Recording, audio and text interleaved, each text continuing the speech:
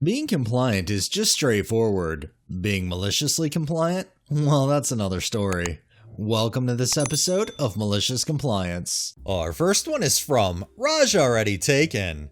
I started working for a non-profit in 2019 after being a volunteer member since 2000.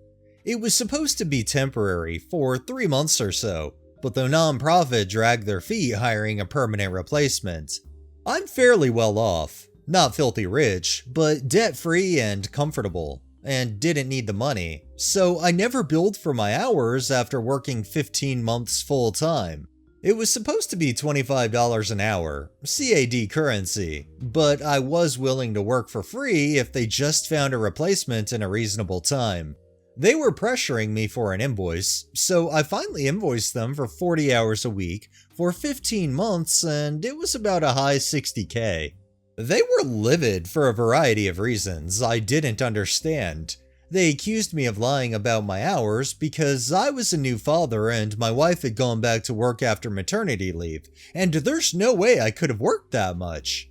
When I told them I had my son in daycare instead of staying at home with him, they sarcastically said, "Now you know what it's like to work an actual job like the rest of us."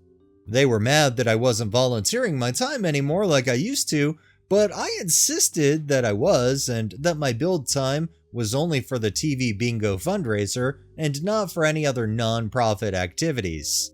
They didn't believe me. I tried to tell them my hours were actually more than I billed for, and my hourly rate is greatly reduced compared to what I normally charge for all the work I was doing: IT, e-commerce, web design, marketing, HR, operations, bookkeeping, TV production, etc. But they said they didn't care about the rate reduction. They insisted that I charge my normal rates for my actual hours, and then deduct 10 hours a week for volunteering, which is about 10 times more hours than any of them volunteer for. Okay, bet. I started charging them $40 to $125 per hour depending on the task. I recorded all my tasks and hours in great detail. I charged for any time I spent doing what was normally volunteer work for the nonprofit. Then I finally deducted 10 hours a week. I was billing an average of 50 hours a week after the volunteer hours were deducted.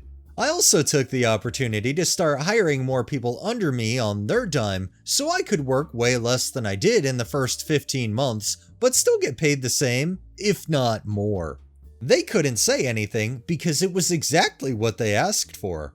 I was billing $1K a week before malicious compliance, and then about $3K a week after malicious compliance, which I started trimming back down closer to $1K a week after cutting my own hours. These guys kept doubling down and accusing me of incompetence and fraud over the next year and a half that I continued working, but I didn't care anymore. They turned my passion into a crappy job that I didn't need. So I stayed until all my amazing employees were hopefully set up for success, and wrote that nonprofit out of my life for good.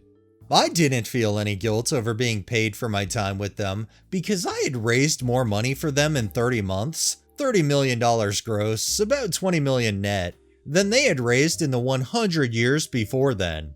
I mean, I don't know what they were expecting. If they're gonna sit there and say you're making up shit even though you're undercutting the hours, like, yeah, go ahead, comply with them and let them see what they really should be paying. I don't think it would have mattered what OP reported their hours were or what their pay was. I think these people would have complained regardless.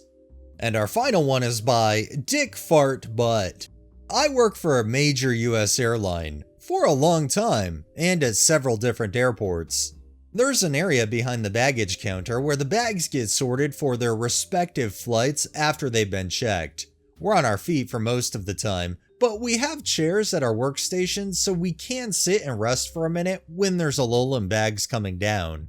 Every few years, there'll be a hot shit new manager who's gonna turn this airport around and make it the best performing one in the system, and they all seem to have this same idea. Take away the chairs so agents are always standing at the belt. Now, the agents in this area are generally on the senior side, as it's indoors and out of the elements. We've done the job for a while. We know how to do the job efficiently, and we really do our best to avoid fuck-ups. But as long as human error is a factor, there will always be some. Taking our chairs does nothing but piss us off. Their bullshit excuse usually is framing it as a safety issue, a tripping hazard. So that's where we start. Smaller or oddly shaped bags get sent down in a plastic tub so they don't jam the belt. Maybe you've seen them.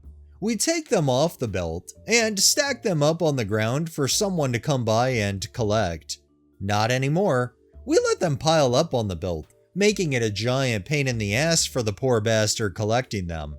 They're bitching constantly to the manager. We say, "Sorry boss, they're a tripping hazard on the ground."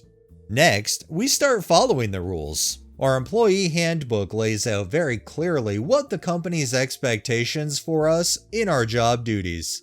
We're only expected to pull 1 bag per minute and take the bags out no later than 20 minutes before the flight departs.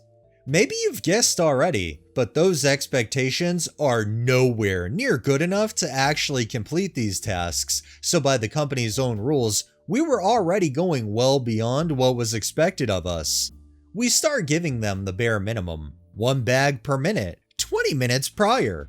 Manager was pissed. He and the supervisors were throwing bags, and us being unionized, we documented and grieved every single time it happened, and the company a few days later had to pay out several thousand to agents for covered work.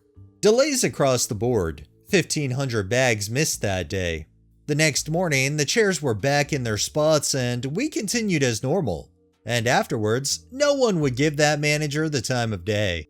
A lot of passengers got fucked over that day, but we were working exactly to the rules our company had given us, so you can blame the airline and not the agents.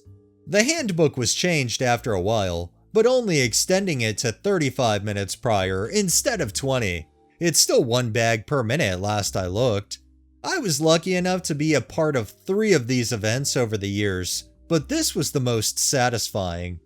This is fantastic. I mean, especially considering they're simply following company policy, and there's not a damn thing the manager or managers could have done about it, outside of try to change said policy. Alright, that's enough maliciousness for the day. Well, that wraps up this episode of Malicious Compliance. If you liked the video, please drop a like, share my content on all of your social media, subscribe if you haven't already, and make sure to hit that bell so you're notified every time I upload, and drop a comment down below. It really helps with the algorithm and helps new people find my channel. Thanks for watching, thanks to my patrons and super thanks contributors. Have a great day and stay safe out there.